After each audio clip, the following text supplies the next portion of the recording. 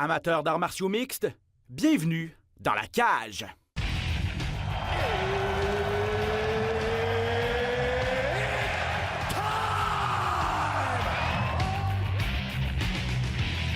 Introducing first, Benoît Baudouin, RDS Info à Las Vegas. and now introducing his opponent. C'est terminé! Victoire de Patrick Côté! Merci beaucoup tout le monde au Québec.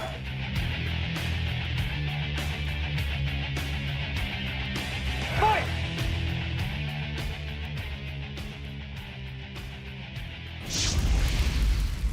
Salut avec l'effet feu, j'adore ça! Wow! Première fois qu'on le voit. Merci à Alex, notre réalisateur aujourd'hui.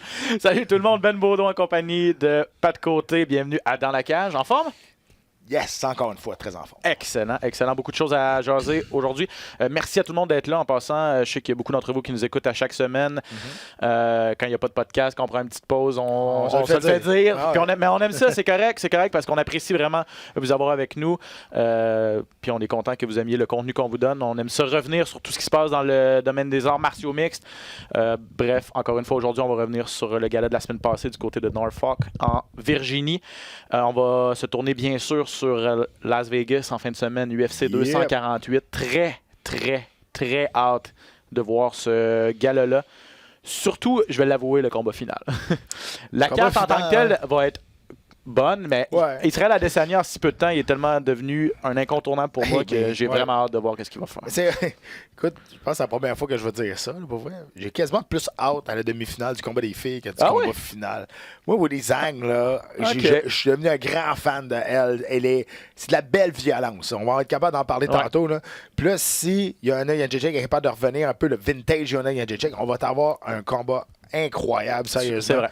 Puis, mais tu sais, j'ai hâte à la finale. J'ai hâte de voir Adesanya et Romero, ça c'est sûr. On va en parler en long et en large au cours de la prochaine heure. On va revenir aussi sur les différentes nouvelles en arts martiaux mixtes. Peut-être un gala au Canada, en fait. Assurément un gala au Canada qui s'en vient au cours des prochains mois. Où et quand on a quelques nouvelles là-dessus pour vous à la fin de l'émission. UFC du côté de Virginie, à Norfolk. Tabarouette, Pat, qu'il s'en est passé des choses sur cette carte-là. Mais Avant le combat, pendant le combat et après le combat pour la suite. Beaucoup de choses à dire. Commençons par la finale parce que Deiveson Figueiredo contre Joseph Benavidez. Figueiredo l'a emporté. Quel gâchis. C'est correct, mais c'est tout ce qui s'est passé avant. Figueiredo, qui manque la pesée, ne peut pas devenir champion des 125 livres. Et là, aussitôt, la question se pose, qu'est-ce qu'on fait avec cette division-là qui était un petit peu sur la corde raide, là, comme on dit. Bref. Commençons par le combat tout d'abord, peut-être, Pat. Performance de Figueiredo, même s'il a raté le poids, il faut quand même lui donner 100%, sa performance impressionnant. Gros KO au deuxième round. Oui, et du côté de Benavidez, commençait toujours ses attaques de la même façon, des longs crochets de très loin. Et on a vu qu'il semblait être beaucoup plus nerveux que Figueiredo. Figueiredo était quand même calme, dépensait pas d'énergie pour rien, plus posé sur ses pieds, plus relax aussi. Et à la fin du premier round, on a vu qu'il commençait à prendre le rythme du combat. C'est lui qui était au centre de l'octogone, il poussait l'action. Chaque fois qu'il touchait la cible, ça semblait faire mal aussi. On est allé au corps à corps, pas beaucoup, mais à quelques reprises. À chaque fois qu'on était au corps à corps, on sentait que Figueiredo était beaucoup plus pesant que Benavidez.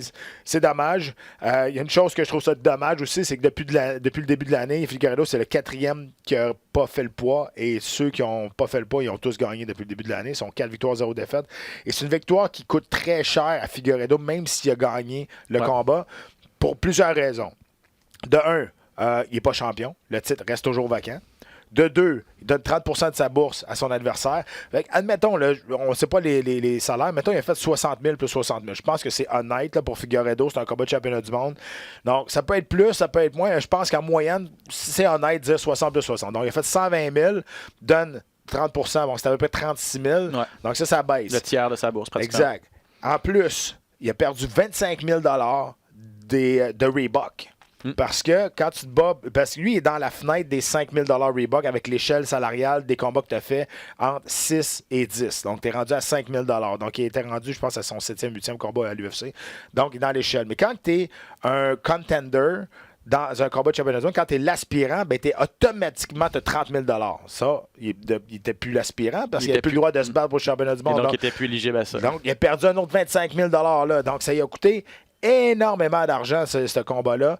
En plus, il repart, oui, avec une victoire, mais il n'y a pas le titre.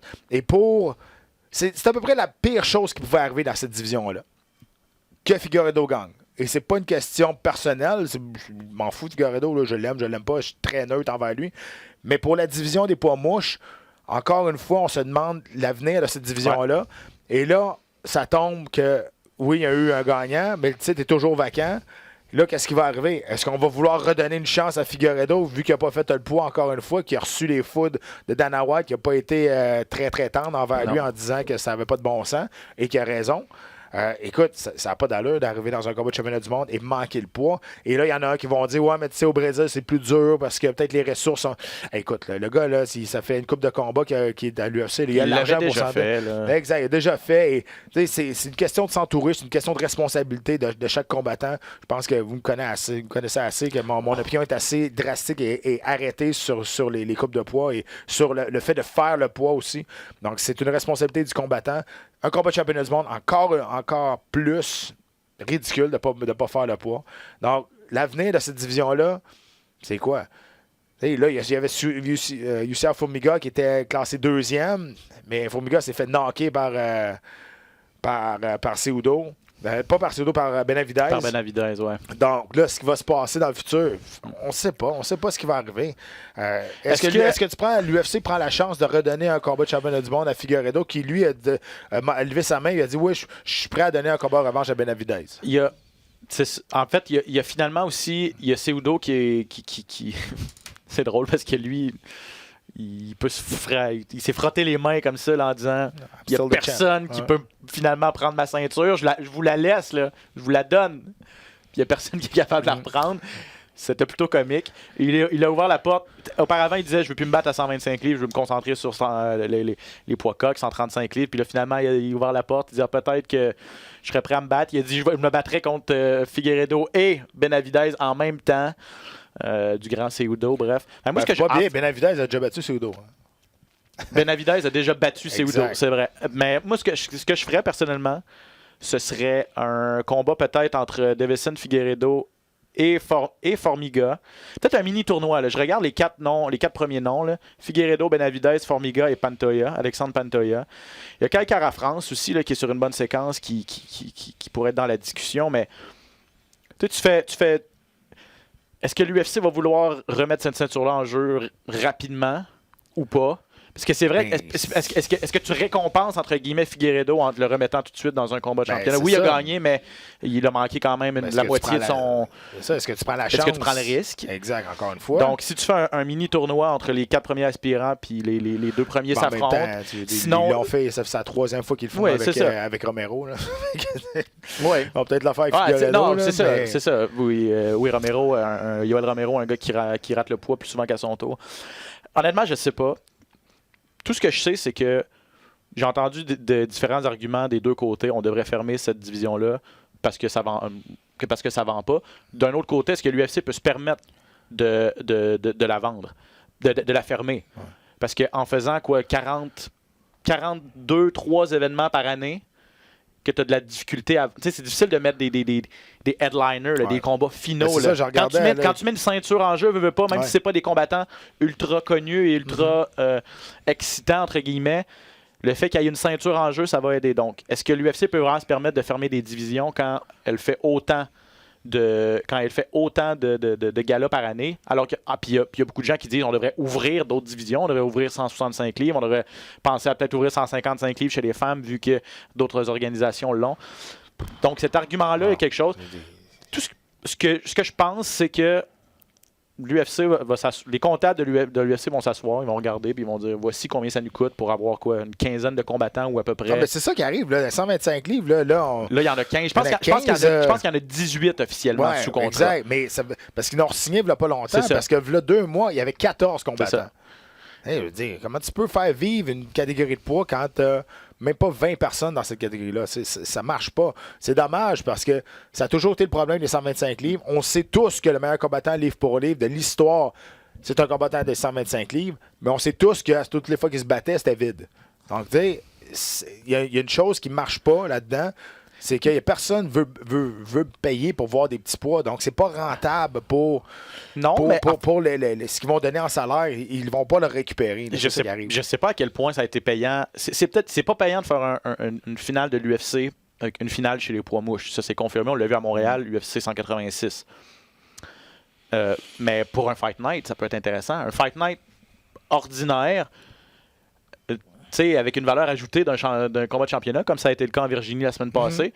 Puis c'était le fun. Ce que j'ai bien aimé aussi, c'était comme un banc d'essai, ce gars-là. Finale chez les 125 livres, une division qui semblait aller nulle part. Puis 2 combats chez les dames, 145 livres, une division qui semblait aller nulle part aussi. On essaie des choses, on voit s'il n'y a pas des nouveaux combattants qui pourraient revenir. Donc, j'ai trouvé ça intéressant, ce gars-là. C'est ça. Deiveson Figueiredo a vraiment compliqué la tâche de bien des personnes. Et puis, il va y avoir il y a des arguments pour et des arguments contre. Honnêtement, est-ce que tu penses que le fait qu'il ait raté le poids, qu'il pesait 2,5 livres de plus officiellement, est-ce que c'est ça qui lui a permis d'être aussi efficace contre Joseph Benavidez? Bon, non, je veux dire, il a été précis, puis je veux dire, si ça avait été un combat de lutte, puis ça avait été vraiment au corps à corps, puis ça avait été épuisant comme ça, peut-être, là, mais tu sais, là, c'était au bout du point, là. Il a pincé au bout du point, puis il a failli très proche de passer une soumission, et ça a été vraiment à un poil qu'il a fini. Ouais. C'est juste que Benavidez, il est durable, puis il a fait la bonne chose pour s'en sortir, il a roulé sur lui-même, mais non, c'est pas... Je pense pas, la question, c'est pas. Il n'a pas gagné à cause qu'il était plus pesant. Il a été plus opportuniste. Ses attaques étaient plus en ligne droite. Il était plus précis. Écoute, il mérite la victoire pour la performance qu'il a donnée. Mais il ne méritait pas d'être champion parce qu'il n'a pas fait le poids. Donc, c'est exactement ça qui est arrivé. Donc, avec sa performance, par contre, mériterait-il une autre chance en combat de championnat? Et là, ça va devenir, comme tu as dit, la décision de l'UFC de dire est-ce qu'on prend le risque d'avoir encore un demi combat de championnat ou d'avoir un combat de championnat qui va... Parce que là, il a pu se battre, c'est une chose. Mais s'il y a trop de problèmes à la coupe de poids, doit être hospitalisé, là, à ce moment-là, ça peut être encore pire, le combat est totalement annulé. Là, au moins, on a eu un combat, on a eu quelque chose à se mettre sous la dent. Ouais. Donc, bref, à suivre, parce que, bon, la personne qui va avoir le mot final sur l'avenir de cette division-là, on dit peut-être que Figueiredo a tué la division des 125 livres. Attendez un instant, la personne qui va la tuer, c'est Dana White puis ses comptables, probablement. Ils vont prendre la décision à un moment donné de dire est-ce que ça vaut la peine de continuer à payer 18 gars ou non, on les libère parce qu'ils ne nous rapportent pas assez d'argent. Bref, je suis pas mal sûr qu'en tant qu'organisation et en tant que compagnie, l'UFC va faire ces calculs-là. L'avenir de Joseph Benavidez aussi est intéressant parce que là, lui, tu le places où? Il rentre dans le club des non moins voulu. Des combattants qui échouent dans le combat de championnat du monde. Il rentre dans le fameux club de Raya Faber. Ouais, les 0-3, il n'y en a pas beaucoup. C'est le club de Raya Faber, c'est exactement. Donc lui, c'est ça, 0-3, de la difficulté à aller boucler la boucle. On sait, c'est lui qui méritait le combat de championnat du monde. La ceinture, il la mérite, mais écoute, quand la porte se ferme de l'octogone, tout peut arriver, ben, c'est ça. Lui, il a de la difficulté à aller la chercher, puis finalement aller chercher le titre. Là, puis on dit ça, c'est la catégorie de Raya Faber, parce que Faber il a échoué à plusieurs reprises. On lui en a donné des chances également. Il y a Chad Mendes qui a échoué 4 fois, si on prend son combat intérimaire contre Conor McGregor. Charles Sonnen a échoué 3 fois aussi. Il n'y en a pas beaucoup, là, des combattants qui sont 0-3 ou 0-4 officiellement, il n'y en a qu'un seul, là, mais 0-3, comme les Joseph Benavidez, un club peu select, mais reconnu comme un des très bons combattants qui n'aura jamais eu la ceinture autour de sa taille. Mais c'est ça, il lui en manque un... Puis tu l'as dit d'entrée de jeu, c'est comme s'il n'était pas lui-même dans ce combat-là. Il était pas... Moi, je pensais vraiment que Joseph Benavidez avait un meilleur striking, une meilleure technique debout que Deiveson Figueiredo. Puis là, il est arrivé, puis il tentait le coup de circuit à chaque coup de poing. Il était télégraphié, il était comme énervé, il voulait trop en faire, trop rapidement, il voulait tout faire en même temps. C'est l'impression qu'il nous a donnée.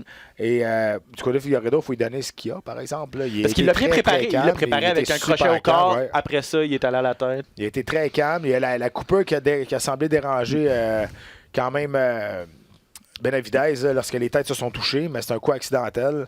Il ne gagnait pas le premier round là, depuis. Il ne gagnait pas ce round-là. Là, c'était fait presque passer une soumission. Donc, c'était avantage à Figueiredo.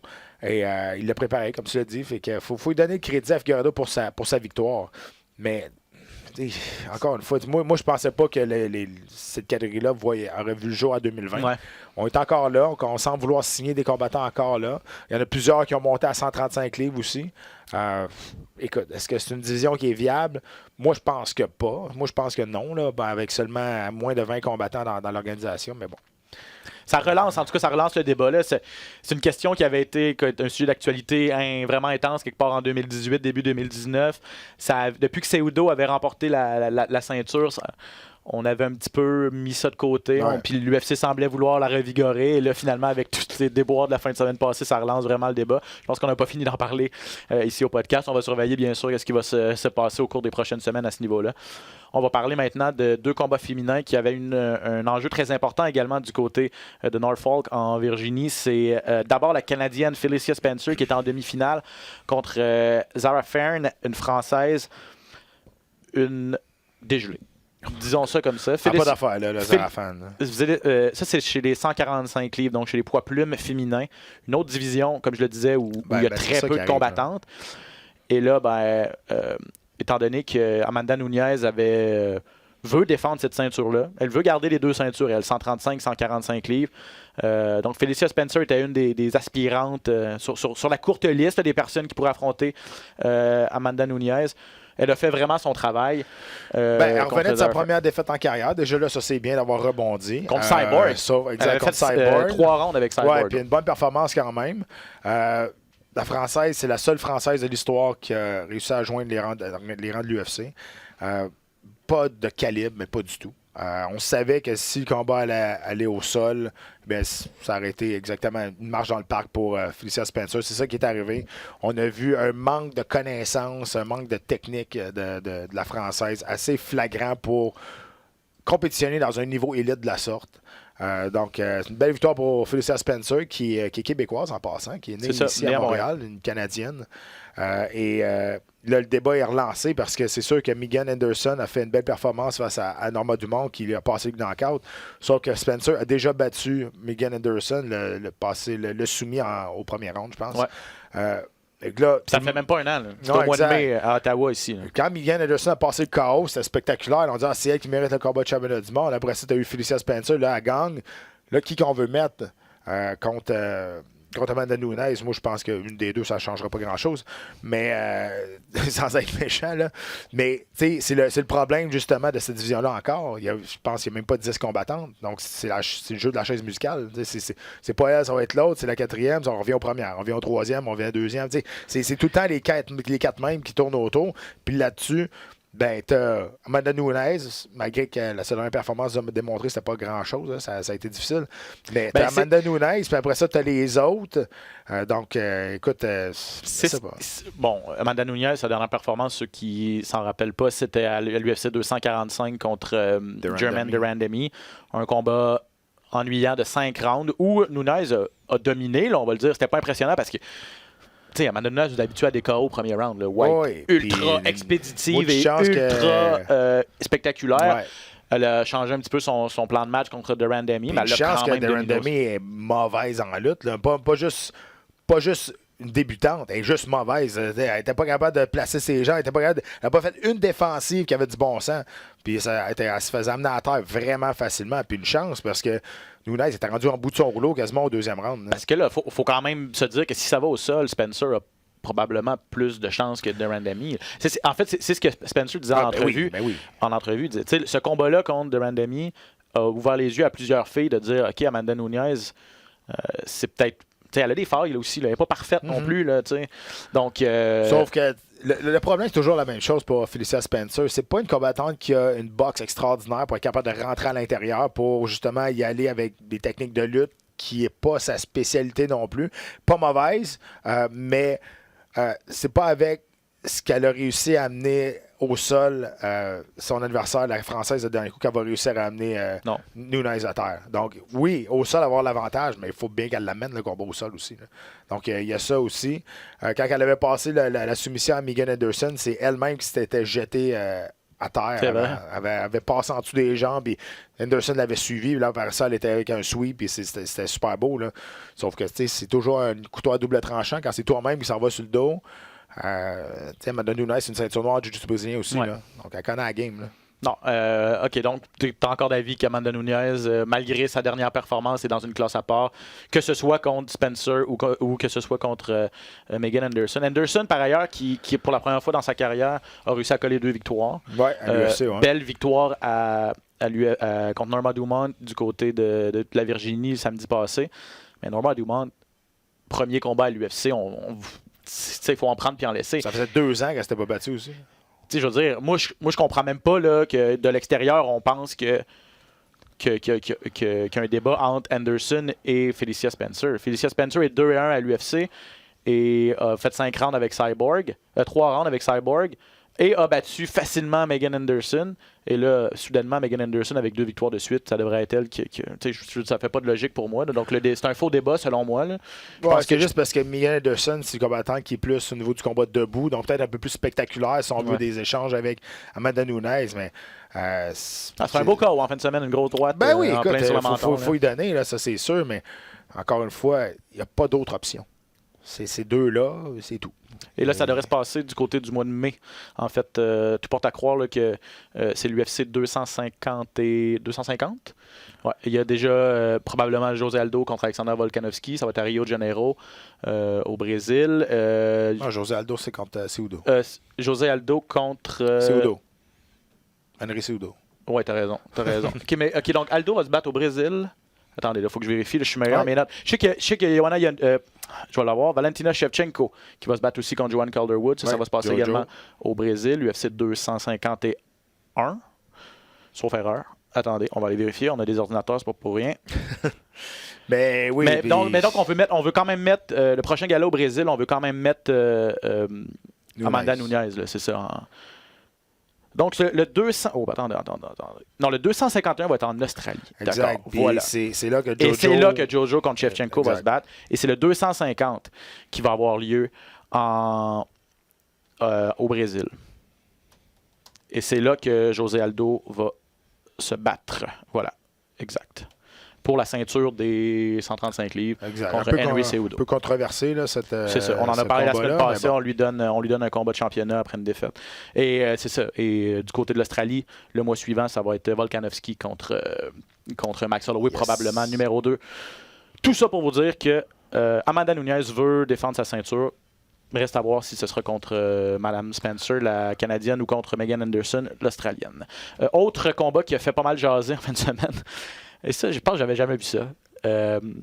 Magomed Ankalaev contre Ian Cutelaba. Et Cutelaba a... En tout cas, penses-tu qu'il a joué la comédie? Oui. Et encore une fois, là je vais faire la part des choses de plusieurs affaires là-dedans. Quand tu joues la comédie comme ça, c'est sûr que si t'es bon, ben ça se peut que tu vas flouer les partisans, tu vas flouer l'arbitre, tu vas flouer ton adversaire, peut-être il va penser que t'es ébranlé, puis il va se commettre encore plus. Fait que ça va te donner une ouverture de passer une grosse marrière. C'est ce que Cutelaba a tenté. Parce qu'on l'a vu, il était...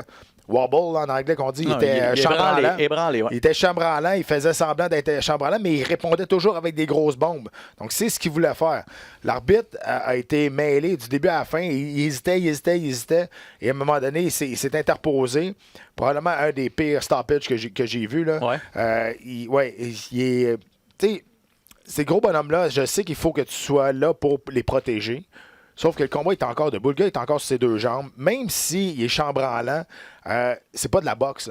Il aurait pu l'agripper. Il aurait pu essayer de faire quelque chose. Non, je trouve personnellement que ça a été un arrêt beaucoup trop hâtif. Aussi, il continue à frapper. C'est ça, il répondait à chaque fois qu'Ankalaev lançait un coup. Il lançait des gros coups de pied, là, Ankalaev, et là, côté là-bas, même s'il semblait vraiment ébranlé, les bloquait avec ses mains, il n'y a pas vraiment un coup de pied qui a touché de façon franche. Et comme tu le dis, il répondait à chaque fois qu'il y avait un coup de lancer de son adversaire, lui répondait avec un coup qui touchait Cet pas la cible. arbitre-là, c'est Mais... lui qui a arrêté le combat de Cejudo puis TJ Dillashaw. Ah oui? Ouais, fait que ça a été, tu sais, il y a des grosses Ça aussi, un controverses. arrêt très- Un arrêt un peu trop prémédité d'après moi, là. Mais écoute, Mais- c'est ça qui est ça, sauf que Mais quand tu joues avec le feu, tu finis par te brûler. c'est ça aussi Et quand tu l'affaire. joues, parce que moi, quand j'ai regardé ça du premier coup, j'étais complètement abasourdi. Tu sais, pour ceux qui l'ont pas vu, là, je vais vous l'expliquer un petit peu. Ankalaev a commencé par lancer un gros coup de pied au corps. Après ça, une grosse main gauche, si je me trompe pas. Mais tu sais, dès les premiers coups, là, écoutez là-bas, qui s'est mis vraiment là, à être chambranlant, comme À Pat faire l'a dit, semblant là, d'être ébranlé, à être vraiment là, pas en perte d'équilibre. Là. On se disait, mon Dieu, il est déjà ébranlé, tout ça. Puis c'est ça, à vitesse réelle, il semblait pas avoir un coup qui a touché vraiment la cible de façon franche. Même chose, répond, reçoit un autre coup qui est bloqué, encore une fois, fait semblant d'être ébranlé, jusqu'à temps que ça fait à peu près 3... Ça a duré 40 secondes, là, même pas le combat. Et après 3 coups bloqués où il est chambranlant, l'arbitre s'interpose, mais comme tu dis, de façon hésitante, et là, tout de mais suite... c'est interposé après un coup lancé lancé, de Cutelaba. simultanément, là, mais Ah non, tout de Cutelaba- suite après, il est passé dans le vide, après ça, il est arrivé. Mais là, Cutelaba est dans une colère noire, dit que ça n'a pas de bon sens. La foule se met à huer. Ankalaev qui fait des doigts d'honneur. Ça avait commencé avec... En plus, tu te rappelles, durant la présentation des gars, Ah, ça, c'est Cutelaba tata, qui ça. s'en va foncer sur Ça Ankalaev aussi. avant même que le combat commence. Ce combat-là, là, c'était... On a tout Ça vu. aussi, là. pour Cutelaba, ça, c'était vraiment stupide de faire ça. Mais s'il y avait du monde qui aurait fait leur job dans ce combat-là, dans les gens de la commission athlétique qui sont à l'intérieur de l'octogone, justement pour faire quelque chose, pas juste pour regarder le monde qui sont autour puis faire des babayes à ma tante Ginette qui est dans la deuxième rangée. Tu sais, ils sont là pour justement, s'ils décident de passer le centre de l'octogone avant que le combat commence, ils sont supposés s'interposer et que ces choses-là n'arrivent pas. Et là, ils l'ont regardé, puis là, à un moment donné, quand ils étaient les deux dans les bras d'un de l'autre, là, ils ont décidé d'y aller. Ankalaev, il était gentil, là. Parce que, m'a dit de quoi, il y en a peut-être un qui aurait décidé de lancer une drette directement quand il arrive. Là. Il était quand même gentil, puis il s'est peut-être fait surprendre. Mais m'a dit de quoi, ça avait aucun bon sens. Puis oui, je donne les torts à coûter là-bas, parce que c'est des choses pas à faire, mais les mondes de la régie qui sont à l'intérieur de l'octogone, t'as le job à faire. T'es là justement pour ça. Parce que ça arrive, l'impression que ça m'a donné, c'est que ça arrive tellement jamais. Tu sais, Non, là-bas, mais je sais avançait. Puis là, c'est comme si tout le monde s'était fait. OK, il vient de dépasser le milieu d'octogone. OK, vas-tu vraiment s'en venir? Puis tout le monde a comme fait, d'ailleurs, ça se peut pas, on n'a jamais vu ça. Puis tout le monde a comme été pris un peu par surprise. Ça n'a pas été plus loin. Mais en tout cas, c'est ça. Il s'est passé pas mal de choses. Je suis d'accord avec toi, les gens de la commission, les agents de sécurité n'ont pas fait leur travail. Je suis d'accord avec toi que McDonald a peut-être raté son coup. Encore une fois, l'arbitre. Et Là, il va porter cette décision-là en appel. Ouais, ça ne marchera pas. C'est ça. C'est ce que Ça- la dame, ça c'est ce arrivera que la porte-parole de la commission de Virginie a dit. Elle a dit pour renverser une décision, là, ça prend des preuves irréfutables. Il faut vraiment prouver qu'il y a eu une faute, soit des juges, soit de puis l'arbitre. L'arbitre, il va à son jugement. C'est ça. Donc, s'il décide qu'il arrête le combat, c'est pas un coup légal, c'est pas un coup accidentel, c'est pas une coupure, c'est pas rien, c'est la décision de l'arbitre. Ça changera pas. Moi, en tout cas, je serais très surpris de voir que ça se transforme en nul technique, en no contest. Vraiment, vraiment surpris. Je pense pas que ça va arriver. On va peut-être faire un combat revanche très rapidement. Les ça deux serait la semblaient chose à ouverts, faire. là, Ouais, exact. Et pour Ankalaev, je sais que c'est peut-être pas la même mentalité, l'Amérique puis les Russes. Les Russes sont plus peut-être prompts, mais je trouvais ça quand même stupide de sa part d'envoyer promener tout le monde, puis d'envoyer des fingers à tout le monde, puis le monde y huait la décision, et à cause qu'il a fait ça, le monde a commencé à lui. Et à un moment donné, il faut que tu fasses la part des choses. Il a pas compris. C'est ça, il pensait que les gens... Exact. Mais le monde y huait la décision, puis là, à un moment donné, ça en est pris à tout le monde. Là, tout le monde, ben là, hey, la décision, on s'en fout. Là, c'est toi qui nous envoie promener, mais là, c'est sûr, là, il a reçu beaucoup plus de haine. Parce que là, c'est ça. OK, si ça avait été un Américain qui avait été victime de cette décision-là, je pense que la foule aurait pu huer son adversaire. Mais là, c'était un Moldave contre un Russe. La foule n'avait aucun parti pris. C'était vraiment la décision et tous les événements, cette série d'événements-là que la foule huait. Donc, on huait plus l'arbitre. On huait plus, c'est ça, l'arbitre dans ce cas-là. Donc, peut-être un combat qu'on va revoir. Ankalaev, dans le 40 secondes qu'il nous a montré, on savait, sa jambe arrière. Prendre au sérieux parce que lui, ses coups de pied, ça rentre au poste. Là. Donc, c'est ça. Une victoire en demi-teinte pour lui, de la façon dont tout ça s'est passé. Mais moi, je serais un rematch, là, un combat revanche, je serais preneur. Parce que Pierre Kalev, je pense que rapidement, s'il peut se battre, là, peut-être plus souvent, là, c'est un gars qui va être à surveiller dans cette catégorie de poids-là. Bon, assez parlé de ce qui s'est passé. Parlons maintenant de ce qui s'en vient. UFC 248 cette semaine. Allons se mettre en appétit avec ce qui suit. You ain't got a chance. Trying to go to war with the champ. Trying to go back, but you can't. Now it's only one king, I'm the man. Israel Adesanya. He has taken this sport by storm. He is 18-0, 7-0 inside the UFC. Who can stop that man? Who's gonna stop me? Who's gonna stop me? First, Brunson was the guy. Adesanya knocks Brunson out. Then Gastelum was the guy. Oh, what a performance by Adesanya! Then Whitaker's the guy. Oh! Adesanya! King of the middleweights! The people, the casuals, they think Romero's the guy. So I'm like, all right, let's see if this guy can do it. Walking through fire till I'm numb to the coast. Coming for everything, diamonds and gold. Nothing to lose, it's all in my control. And I'm about to go savage, so don't say I won't. And I'm destined for greatness. Yoel Romero. He's one of the most explosive guys in the entire sport. Unbelievable knockout power. That's a terrifying man. Easy. See you soon, boy. He ain't ready for this. I'm the champion. Let's go. Who's gonna stop me? Who's gonna stop me? Israel Adesanya. He is as sophisticated a striker as we've ever seen inside the octagon. And he always brings it. Who's gonna stop me? Who's gonna stop me? Yoel Romero, he is a real freak of nature. Vicious knockout power. My name is Zhang Weili. Remember me? Zhang Weili, the first fighter from China to win a UFC championship. You wanna yell Jake Check? She's ferocious. She's relentless. That is a scary woman.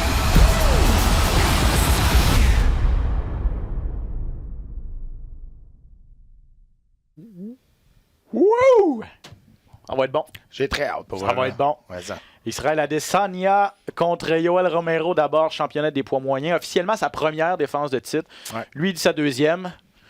Il est tellement bon en entrevue. J'ai écouté son entrevue avec Ariel Il est Helwani hier, là. spécial. Il est... Wow. Honnêtement, il est pas arrogant comme Conor McGregor. Il a le même genre de charisme, aussi naturel, mais Conor plus abrasif. Adesanya, lui, il est... Je vais dire la différence il est cool. entre McGregor et Adesanya. Adesanya parle de lui et McGregor descend des autres. C'est ça la différence. Ouais. C'est pour ça que c'est un peu plus accepté et c'est peut-être un peu moins controversé parce que lui, il dit toujours que moi, je suis bien meilleur que ça, je suis meilleur que ça. Puis je trouve que moi, c'est une stratégie que je trouve bien mieux que d'envoyer la lumière sur les autres, d'essayer de descendre les autres pour te remonter. Mais Adesanya, tu sais, toutes les fois, on pense qu'on a atteint la limite d'un combattant. On a eu Georges Saint-Pierre, on a eu Anderson Silva, Ronda Rousey, on a eu John Jones. Après ça, on a eu McGregor. On a dit, OK, là, on a atteint vraiment, on peut pas aller plus haut que ça. Bang! T'as un gars comme Adesanya qui arrive, qui repousse encore les limites, qui arrive avec un striking du jamais vu, un striking unique en arts martiaux mixtes, que le monde a tellement de difficultés à solutionner là, à son style.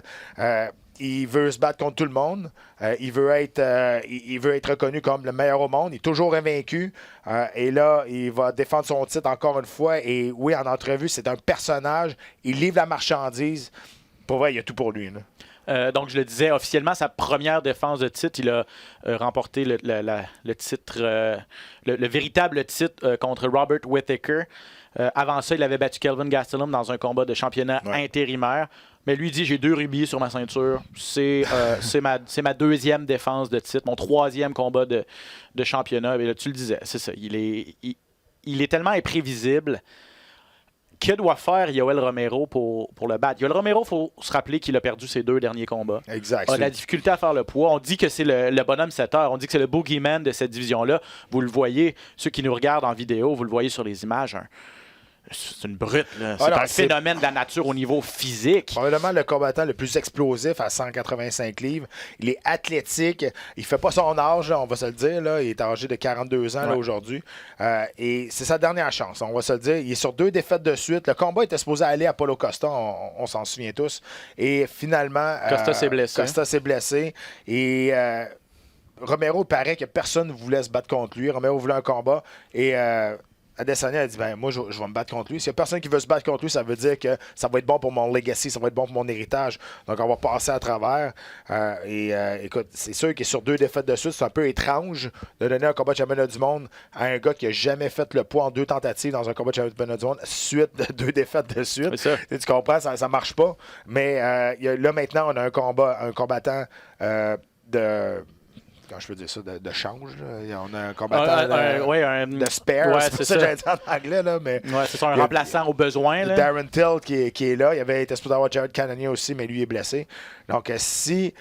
un gars qui est sur le banc, comme on dit en bon québécois. Oui, exact. Puis, si Romero ne fait pas le poids, même si de 0.5, Adesanya a dit qu'il n'allait pas se battre contre lui. Donc, et il est arrivé cette semaine. Il restait 13 livres à couper. Il était à 198 livres. Il a dit. 198 livres, donc 13 livres à couper pour la pesée de vendredi. Ça t'inquiète? Ben, si tu me demandes à moi de couper, si j'avais 13 livres à couper la semaine du combat, je serais content. Okay. Parce que moi, j'étais obligé. J'étais pas obligé, mais j'étais habitué à faire à peu près 18-20 livres. Mais pour Romero, qui a un historique de ne pas faire le poids, et il y en a qui vont dire, et là, je vais éclaircir du monde là-dessus, là. Il y en a qui vont dire, ouais, mais regarde, il est déjà cut, là, il n'y a plus rien à perdre. Là. C'est ça la fausse mentalité. C'est beaucoup plus facile de déshydrater un muscle que de déshydrater du gras. Donc, moins que ta masse graisseuse est élevée, donc plus que la peau, c'est muscles, plus que t'es maigre, plus facile ça va être déshydraté. Donc, avec une bonne préparation, mais plus c'est facile, ça va être déshydrater un muscle. Donc, ça n'a pas rapport qu'il soit en top shape, ça n'a pas rapport qu'il n'y ait quasiment pas de gras, qu'il soit cut au bout. C'est correct, c'est ça que tu veux. Le travail de couper le gras se fait dans les semaines précédentes parce que tu coupes pas du gras en une semaine. Là. Tu coupes ta masse graisseuse, tu augmentes ta masse musculaire dans les semaines de camp d'entraînement. Puis là, dans le dernier blitz, c'est vraiment juste de l'eau. Là. Ben c'est ça. Le 13 livres qu'il y a à perdre, c'est 13 livres d'eau. Donc là, ça, c'est un autre genre de préparation qu'ils ont à faire pendant la semaine du combat. Et la déshydratation, oui, s'il y a une préparation à faire, il faut qu'elle soit faite adéquate. Mais c'est mental, c'est pas physique. Les 10 premières livres, là, peut-être c'est physique, là, tu vas te sentir. Mais après ça, ça se passe tout dans la tête si tu vas casser ou si tu casseras pas.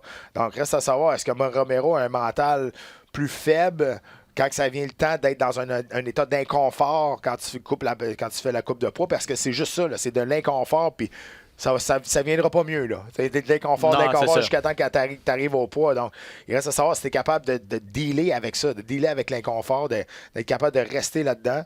Clairement, les 2 chances qu'il y a eu pour devenir champion du monde intérimaire et champion du monde vrai, entre guillemets, là, ben, il les a passés à côté à cause qu'il a manqué de poids. Ouais, c'était 2 fois contre Robert Whittaker. Finalement, il a perdu ces 2 combats-là, mais 2 combats extrêmement serrés. Médaillé olympique en judo. Bon, ça remonte à l'an 2000, là, ça fait 20 ans. Mais quand même, on peut dire que au sol, probablement, pour des projections et tout ça, Romero doit avoir le dessus. Au niveau force de frappe, j'imagine également que Romero peut avoir le dessus. Romero n'a jamais perdu elle a subi un KO dans sa carrière. Ouais. Parce qu'Adesanya dit « Je vais être le premier vraiment à le stopper ».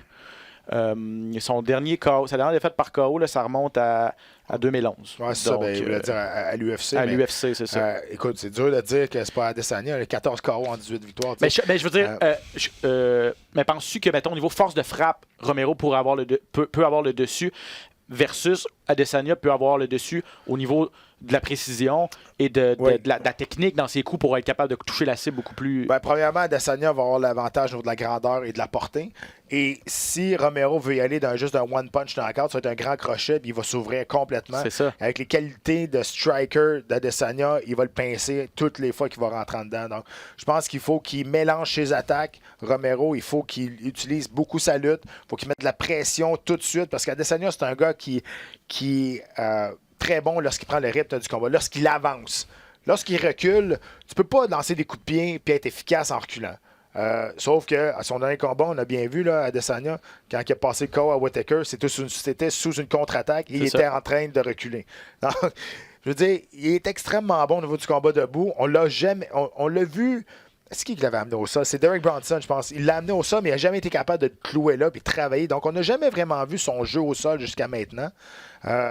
S'il se fait amener au sol et Romero tombe sur le dessus, Là, on va voir de quoi qui est fait. Ça, c'est sûr. Kelvin Gastelum avait réussi à l'amener au sol une fois. Ouais. Brad Tavares avait réussi à l'amener au sol. Oui, mais jamais le clouer au tapis. Non, c'est ça.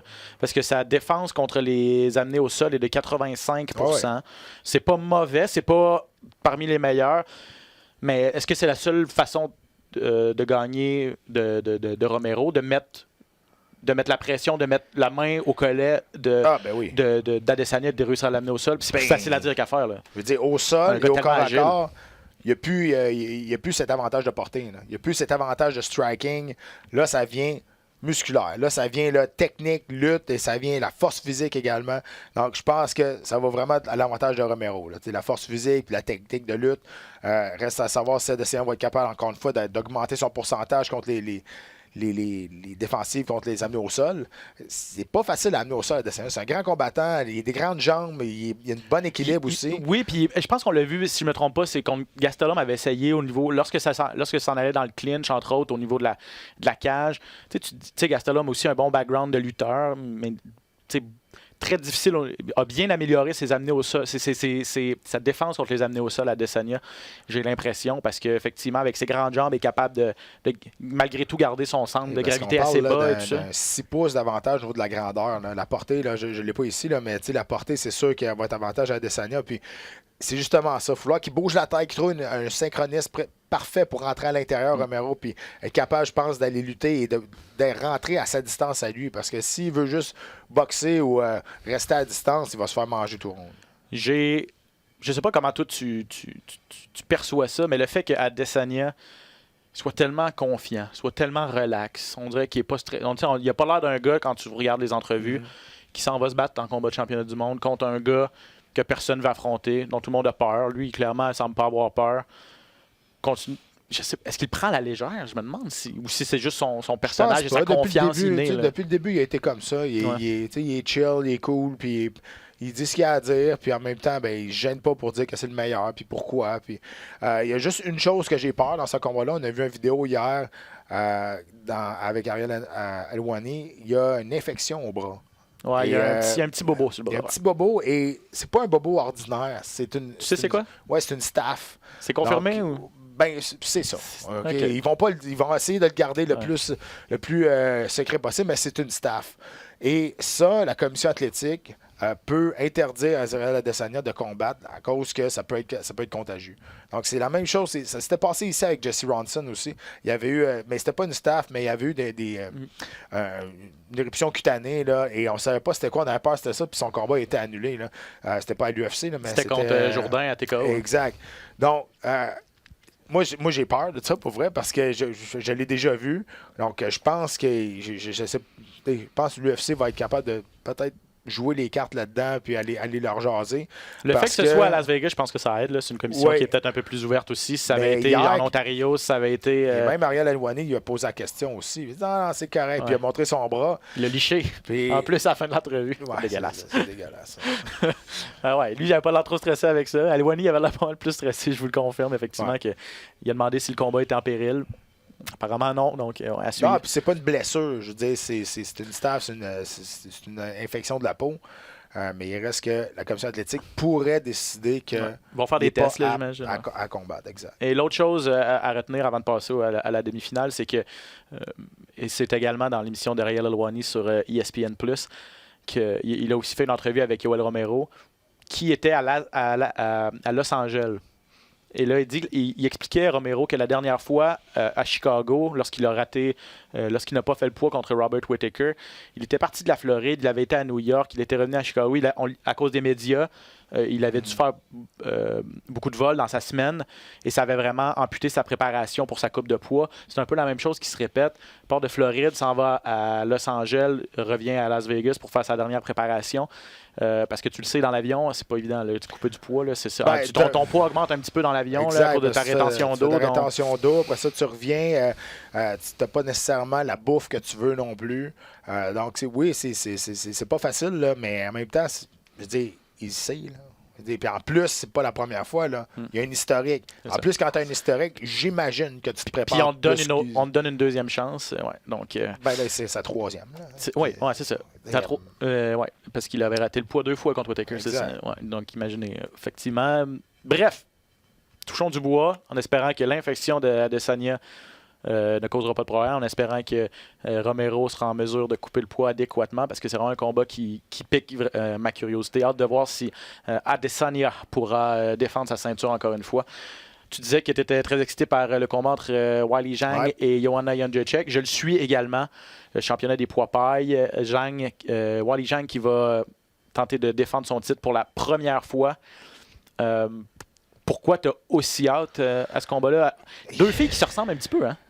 Oui, mais la puissance du côté de Zhang, c'est quand même assez impressionnant. Là. 10 KO en 20 victoires. Dans le fond, elle a perdu son premier combat professionnel. Après ça, 20 victoires de suite pour elle. Son premier combat en 2013, par la suite, c'est une séquence de 20 victoires. On a vu ce qu'elle a fait là, dans sa carrière à l'UFC. Une victoire par soumission face à Jessica Aguilar et sa dernière victoire là, pour remporter le titre. Là, impressionnant, KO percutant. Il faut donner le crédit à Andrade quand même qui est allé chez eux là, pour défendre son titre en Chine. Mais Weili Zhang est devenu une star incroyable en Chine par la suite. Là, et tout le monde la connaît. Et pour l'UFC, c'est bien ça. Parce que l'UFC tentait d'aller dans de trouver un champion chinois ou japonais depuis très, très longtemps.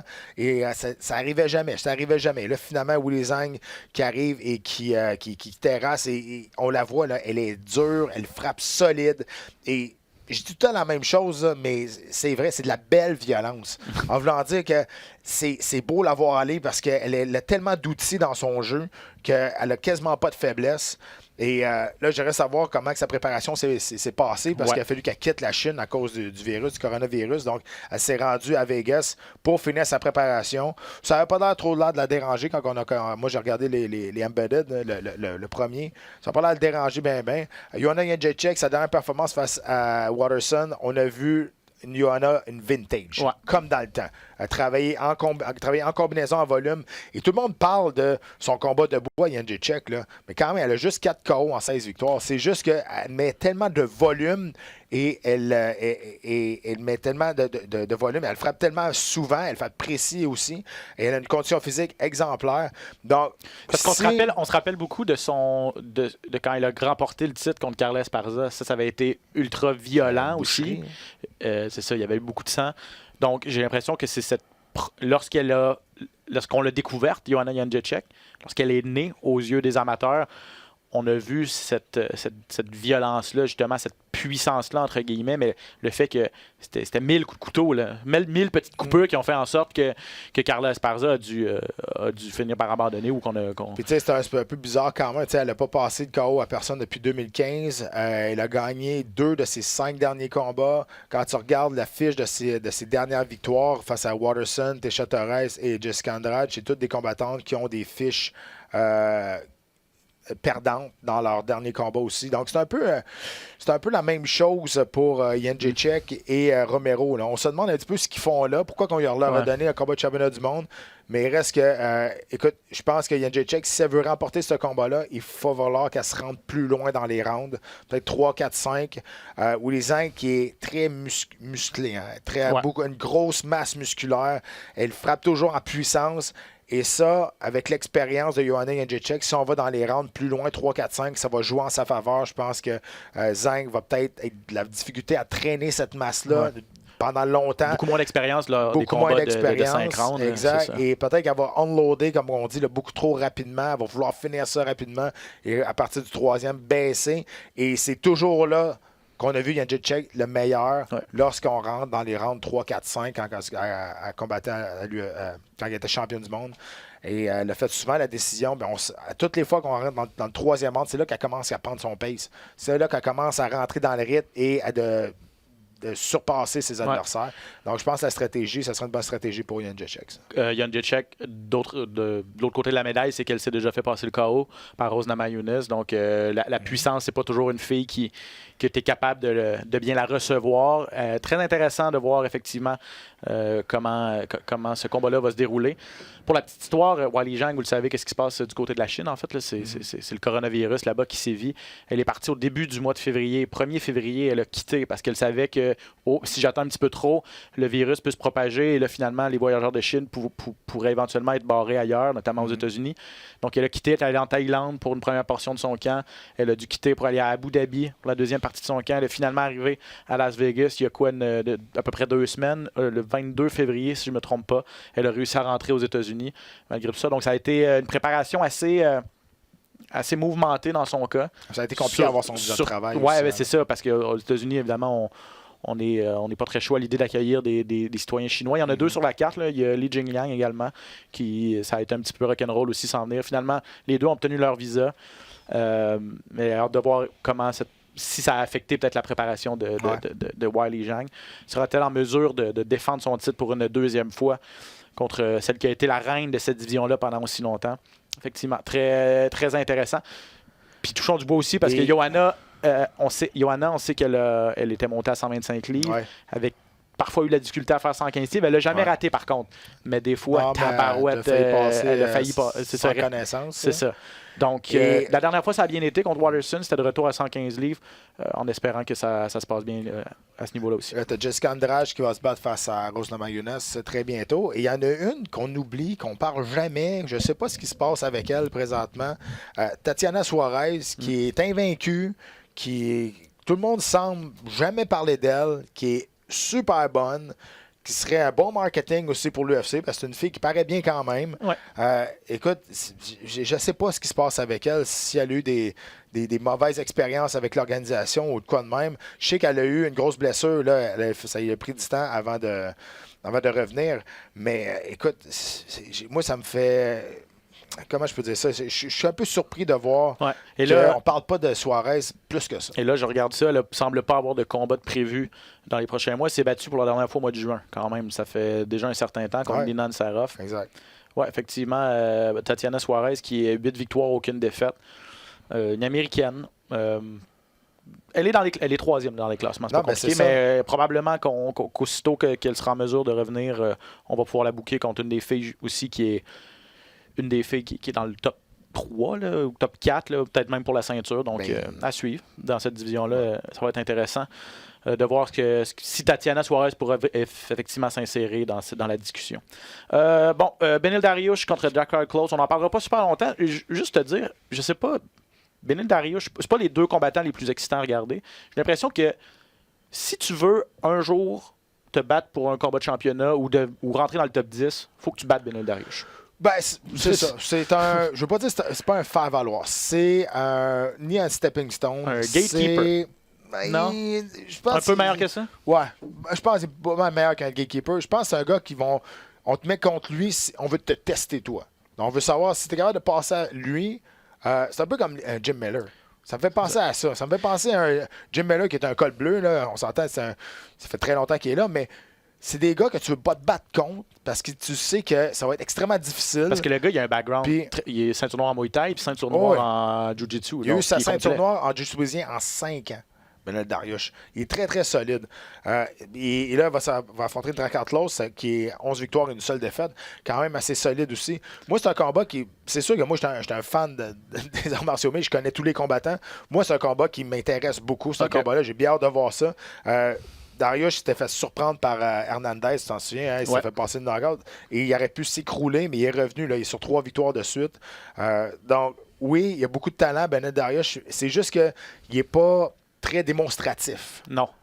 C'est juste ça. Donc, c'est sûr qu'à un moment donné, quand tu es rendu un spectacle sport et non plus un sport-spectacle, ben, ça attire un petit peu moins l'attention. Ouais. Mais moi, c'est un combat que je trouve que c'est un combat de l'élite, ça. Là, puis ça va être vraiment le fun à regarder. Parce qu'il l'a battu, tu sais, il a battu James Vick quand même. Il a battu Michael Johnson. Il a battu Jim Miller. Il a battu Diego Ferreira. Il a battu Anthony Rocco Martin. C'est des gars qui sont classés. Là. Et ses défaites, c'est contre Alexander Hernandez, Edson Barboza et Michael Chiesa. ses 3 dernières défaites. c'est ça. Donc, Ça, je te dis suis que d'accord, c'est- c'est vrai. C'est faux. Coche plus qu'un gatekeeper. Ce serait l'insulté de dire que c'est un gatekeeper. Ouais. Il cogne à la porte du top 15. En fait, c'est probablement que le gagnant Ben, de je ce vais te donner un combat-là. secret. Tu vas insulter pas mal tout le monde si t'es traite de gatekeeper. Oui, Il n'y a pas un j'imagine. combattant qui Non. va se faire dire que t'es un gatekeeper. Je suis d'accord avec toi. Donc, je l'utilise ici, mais ça reste entre nous, tout le monde. N'allez pas dire aux combattants que je les appelle comme ça. Donc, c'est un combat qui sera sur la carte principale. Neil Magny, un gars qu'on n'a pas vu depuis longtemps, a eu des problèmes avec USADA. Finalement, c'était des suppléments contaminés. L'excuse numéro 1. Ouais, mais lui, dans son cas, c'est parce Non, que ben, tu te rappelles, on en a parlé quand, Ouais. quand le cas de Nate Diaz est sorti. Lui, on a expédié son processus. Finalement, ça s'est fait en 3 jours. Merci, bonsoir, tu es exonéré. Ouais. Neil Magny, c'est la même chose. Les mêmes suppléments, mais lui, ça prend plus qu'un an. Ouais, exact. Ça a été Donc, long. Neil Magny, c'est l'exemple parfait du 2 poids 2 mesures. Quand t'es pas une vedette, ben merci, bonsoir, va en arrière de la ligne et puis fais le line-up comme tout le monde. T'es pas VIP là, ici. Là. Ça fait longtemps que c'est pas battu. Ça fait depuis plus qu'un an. Novembre 2018. Il avait subi la défaite face à Santiago Ponzinibbio. Là, ça fait passer une knockout au 4e round. Moi, je l'aime beaucoup, Nick Magny. Je suis content de le revoir. Je le connais personnellement et super bon gars. C'est pour ça que quand j'ai vu ça, qu'il s'était fait tester positif, j'ai trouvé ça très, très bizarre. Encore une fois, les problèmes de... C'est drôle, on n'entend plus vraiment parler. Hein? Ben là, c'est parce À un que. moment donné, c'était l'excuse numéro 1, puis là, à cette heure, là, on n'entend plus parler. Ben là, c'est parce qu'ils ont changé la politique un Ouais. petit peu. Là. Avant, aussitôt qu'il y avait une trace, c'était considéré comme un test échoué. On disait que tu avais pris des suppléments, une substance interdite.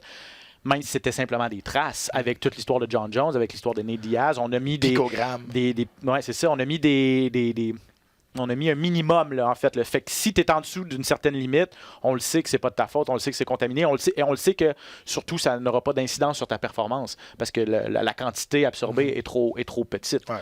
Donc, c'est peut-être pour ça qu'on en voit un petit peu moins. Et les tests échoués qui sortent publiquement, c'est ceux où vraiment, il y a pas place à aucun doute et tu peux pas utiliser l'excuse, Ouais. c'est mon supplément contaminé. Tu peux l'utiliser, mais ça va être de ta faute après ça, parce que s'il y a une trace importante, t'as raison. Là. Puis, il va affronter Jiglian, Li Jingliang, qui est quand même 7 victoires à ses 8 derniers combats sur 3 victoires de suite. Un gros combat de retour pour Neil Magny, parce que Jiglian, c'est un combattant qui est quand même assez... comment je peux dire, c'est met beaucoup de pression. Là. Il est agressif. Donc, il va falloir que Magny retrouve ses repères rapidement. Là. Il avait freiné les yeux de Zaleski dos Santos, Jingliang, à son dernier combat. Dos Santos qui était sur une séquence de 7 victoires quand même. Donc, et Li Jingliang qui s'est fait un nom pas mal à ce combat-là chez les 170 livres. Donc, ça va être intéressant pour la suite des choses également, ce combat-là. Et finalement, parlant de dopage, retour de Sean O'Malley aussi, un des plus beaux espoirs. Le gars, il a commencé à l'UFC à 22 ans. Ouais. Il en a 25 aujourd'hui, mais il s'est pas battu depuis 2 ans. Ça fait 2 ans, exact. Parce qu'il a des problèmes, encore une fois, des tests antidopage. On se rend compte que c'est des suppléments contaminés, mais lui aussi, ça a été long avant de le prouver. Donc, ça fait 2 ans. Ouais, j'ai bien aimé ça. J'ai écouté dans Embedded, la première il parlait de O'Malley, justement, puis il dit, regarde, on a fait ce qu'on avait à faire. On n'avait pas de contrôle. Fait, ce qu'on a fait, c'est qu'on a upgradé notre game le plus qu'on pouvait. Donc, on s'est mis 10 livres de plus de masse musculaire sur nous. On a amélioré notre jeu, on attend. Et on laissait ça dans les mains des avocats. Et nous, on ne mettait pas notre nez là-dedans. On allait être prêt quand ça allait arriver. Et j'ai bien aimé leur façon de penser là-dessus. À la place de cracher sur tout le monde, puis on dit, regarde, on va voir le bon côté des choses. Ça va nous donner plus de temps d'être prêt pour revenir, vu que il y a eu un gros hype autour de nous autres. Donc là, quand on va revenir, ça va être réglé et on va donner une bonne performance pour faire justement oublier ce qui est arrivé dans les 2 dernières années. Donc, à un moment donné, là, c'est pas tout noir. Donc, il faut que tu vois le bon côté des choses.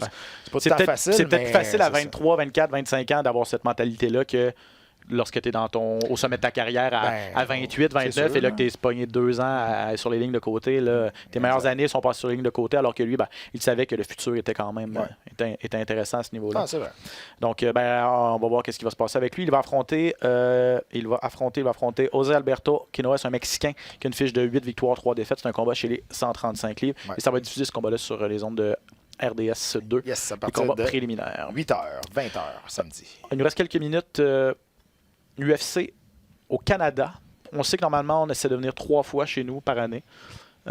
Et là, tout porte à croire que le premier combat présenté au Canada sera à Saskatoon, en Saskatchewan, le 20 juin prochain. Ouais. C'est pas confirmé encore par l'UFC, mais le site spécialisé MMA Fighting, mon ami Aaron Bronstetter de TSN l'a également tweeté. Donc, bien hâte de voir qu'est-ce qu'on va nous réserver. Probablement plusieurs combattants canadiens, en tout cas, sur cette carte-là. Oui, c'est la première fois qu'on retourne là depuis 2015. Je m'étais battu sur cette carte-là. Ouais. Et oui, écoute, on pense qu'on verrait peut-être nos Québécois aussi là-dessus. Marc-André Barriault et Charles Jourdain. Donc, deux combattants qui ne sont pas dans la même pression d'un prochain combat. Non. C'est sûr que Marc-André Barriault, son prochain combat, ça passe ou ça casse. C'est une question de vie ou de mort, ça, c'est sûr et certain. Je sais qu'il est en train de faire pas de beaucoup pression, de changements. Marc-André, si tu nous écoutes. Hein? Non, je pense qu'il sait. Ouais, écoute, il est en train de faire beaucoup de changements dans son entourage aussi. Il est été voir des personnes peut-être pour travailler un peu plus sur son mental aussi. Écoute, c'est là. C'est là, ça passe ou ça casse. Il n'y a pas de combat qui a été annoncé encore, mais ça serait surprenant de ne pas voir un des deux sur cette carte-là. C'est sûr que si c'est pour Charles, Charles est dans un autre complètement contexte. Il revient de sa grosse victoire. D'une des grosses victoires qu'il y a eu dans l'année dernière. Donc, écoute, ça va être intéressant, mais moi, je pense qu'on va voir un des deux, ça, c'est sûr, là, sur cette carte-là. Et pour ceux qui se demandaient si l'UFC allait venir au Québec cette année, on le sait que ça fait un certain temps, toujours pas de nouvelles à ce niveau-là. Donc, on peut juste se croiser les doigts à ce niveau-là. Ouais. On a parlé beaucoup de Paul Felder la semaine passée parce qu'il a annoncé, après son dur combat contre Dan Hooker, que c'était peut-être la fin. Évidemment, comme c'est souvent le cas en arts martiaux mixtes, on change notre fusil d'épaule assez rapidement. Mais c'est fou. Écoute bien ça. Paul Felder, je l'adore aussi parce que c'est un gars qui est très authentique. Et vous l'avez vu dans son entrevue tout de suite après, il pleurait pratiquement, il avait de la peine, il a mis tellement d'efforts, il a dit « ma petite fille s'ennuie de moi lorsque je quitte » et tout ça. Ça a été un dur combat. Ça a été dur combat. 25 minutes à se taper dessus. Puis là, il revient en entrevue, là, ça fait 10 jours. Là, il donne sa première entrevue et continue de dire que, là, il dit « j'ai pas pu revenir, parce que j'étais hospitalisé, j'ai pas pu revenir tout de suite, donc j'ai pas pu venir revoir ma fille. J'ai eu des dommages aux reins. Qui faisait que j'ai pas pu ça a été plus long à l'hôpital en plus pour ça. J'ai eu des dommages à l'œil, donc j'ai pas pu, avant de pouvoir voler, faire un vol de retour d'une vingtaine d'heures. Faut faire attention au niveau lorsqu'on a des blessures. Lorsqu'on a des blessures à l'œil. Ma petite fille me manque. Je sais plus si j'ai le goût de. J'ai pas besoin. Je peux faire de l'analyse, parce qu'il fait un petit peu comme toi, là, se bat et en même temps est analyste. J'ai plus le goût de m'entraîner autant, de faire autant de sacrifices. J'ai mal partout. Non. Bon, bref, tout ça, là, il dit tous les côtés négatifs. Puis là, il dit ouais, mais je vais revenir, je pense, s'il y a un gros combat qui m'intéresse. C'est fou. Il fait la liste de tous les contres. Puis là, après ça, il y a un pour, c'est le thrill d'être dans l'octogone pour des gros combats. Tu veux, et ça, c'est le pire danger qui guette un athlète professionnel. C'est de s'accrocher trop longtemps. Le combat de trop. C'est exactement ça. Je dis pas qu'il est plus capable de combattre dans les plus hautes sphères, mais quand la motivation est plus là, tu peux plus y aller, tu peux pas aller à 50%. Il faut que tu y ailles à 100%, il faut que tu sois dédié et il faut que tu sois prêt à faire les sacrifices, encore une fois, de t'éloigner de ta famille, t'éloigner de tes amis, la diète, l'entraînement, avoir mal partout. Et là, quand tu énumères tous ces côtés-là, que ça te tente plus, mais que juste le thrill dans l'octogone, ça te tente encore, ben là, tu mets ça dans la balance, puis pas mal, celui-là, ici, là, il est pas mal plus haut, tu comprends? Mais lui, il avait l'air de dire que le thrill, ça pesait pas mal lourd en balance versus tous ces petits inconvénients. Puis je le comprends, puis c'est vrai, mais à un moment donné, il faut que tu réalises, puis moi, c'est ça que j'ai réalisé, justement, pour pas faire le combat trop. Ces moments-là, je les ai vécu. Donc, c'est des choses que j'ai. C'est pas des choses que j'ai jamais faites. Donc, je sais c'est quoi. Et je vais tout le temps m'en ennuyer de ça. La marche vers l'octogone, Bruce Buffer qui crie mon nom, la foule qui chante mon nom avec avec mon nom de famille, 20 000 personnes au Centre Bell qui se lèvent et qui m'applaudissent. Je vais tout le temps m'ennuyer de ça. Mais à un moment donné, il faut que tu sois plus intelligent que le sport. Puis si tu n'es plus capable d'aller au gym puis être focusé à 100% de ça, bien, ça ne marchera pas. Moi, j'ai toujours dit, à un moment donné, à mon dernier combat, je me suis levé le matin puis ça ne me tentait pas d'aller au gym. Puis je me suis dit, OK, mec, ça m'arrive ça veut dire que ça va être le temps de m'en aller parce que c'est trop dangereux, ce sport-là. Puis c'est exactement ça que j'ai fait. Puis écoute, je dis pas que... En tout cas, pour moi, j'ai fait de la bonne chose pour moi. Je dis pas que c'est la bonne chose pour lui. Mais je sais que s'il n'est pas 100% focus dans le combat, dans l'entraînement, ça ne marchera pas. Non. Ça, c'est sûr. C'est trop dangereux, ce sport-là, pour le faire juste à moitié. En tout cas, là, il a dit qu'il pense qu'il a fait ses preuves, ne reviendra pas pour une demi-finale, ne reviendra pas pour affronter un jeune combattant, pour être justement le faire valoir, pour voir si un jeune peut monter à ses dépens. Il veut faire des finales. Il a nommé le nom de Al Iaquinta. Ça m'allume plus ou moins. Je pensais que quand Paul Felder disait « je veux revenir pour des vrais gros combats », Al Iaquinta, c'est pas le premier nom qui me vient en tête. Rien contre Al Iaquinta, mais il a un petit peu baissé dans les classements au niveau de ses dernières performances. Ouais. Moi, je le verrais contre Gaethje, je le verrais contre Dan Hooker, une revanche, je le verrais contre des gars comme ça. Gaethje n'a rien à gagner dans ce combat-là. Non. Ben, tu sais, je veux dire, s'il perd contre Conor McGregor, mettons que ça se passe, là. Ouais. Puis il doit revenir. Tu sais, bref. Mais tu sais, aussi, c'est que Felder a dit qu'il ne prendrait pas sa retraite avant le combat là, face à Hooker. Il avait dit moi, je vais me battre jusqu'à temps d'avoir la ceinture autour de ma taille. Je ne suis pas son ami proche, mais je pense pas que ça va arriver. Je pense pas que. Puis un combattant se doit d'avoir cette mentalité-là, et c'est vrai. Mais à un moment donné, quand tu t'aperçois que ça n'arrivera pas au bout, ben, quelque chose comme ça. Puis c'est drôle parce que. Je ne veux pas juste parler de moi, là, mais je veux dire, je me réfère à ça moi aussi. Quand j'ai perdu contre Cerrone, j'ai presque pris ma retraite après ce combat-là. Puis je savais que là, mes chances d'avoir un autre combat de championnat du monde à 170 livres étaient finies quasiment. Ouais. Parce que là, ça allait super bien. Et battre Cerrone, là, ça me mettait quasiment dans le top 5. Ça me mettait proche d'avoir un combat de championnat du monde. Mais quand j'ai perdu, puis j'ai perdu de cette façon-là, là, je me suis assis, j'ai dit, OK, là, ça n'arrivera plus. Tu as eu la capacité de regarder ça froidement puis de dire, voici les faits, j'ai perdu contre ce gars-là de cette façon-là. Force est d'admettre que... C'est ça, mais sauf la différence, c'est que moi, je me suis fait botter le cul par Cerrone, puis lui, quand même, ça a été un combat ultra serré. Ouais. Donc, tu restes toujours sur un petit comment je peux dire ça, un petit goût amer dans la bouche. Un petit doute là, de dire... Hey, si j'avais stuffé au 5e round, le takedown, le combat aurait été de mon bord. Ouais. Tu restes toujours avec ça, mais avec des si, tu peux te faire mal dans ce sport-là avec des si. Donc, que fera Paul Felder? Sa retraite aura duré 10 jours, ou à peu près. Exact. Mais c'est pas fait. Il n'avait pas officiellement annoncé sa retraite, mais semble déjà plus près d'un retour qu'il ne l'était il y a une dizaine de jours. Ouais. Excellent. Ben, Pat, merci beaucoup. C'est tout le temps qu'on a. Très intéressant. Je te souhaite un très bon UFC 248. Yes. Je vous en souhaite un très bon également à vous à la maison. On va de 20h sur les ondes de RDS2 et par la suite à 22h sur la télé à la carte. Soyez au rendez-vous, bien sûr, et on va de retour nous la semaine prochaine pour digérer tout ça et analyser tout ça également. Merci à tout le monde qui nous écoute encore une fois. C'était Ben Baudouin avec Pat Côté. Merci d'avoir été des nôtres dans la cage. À bientôt.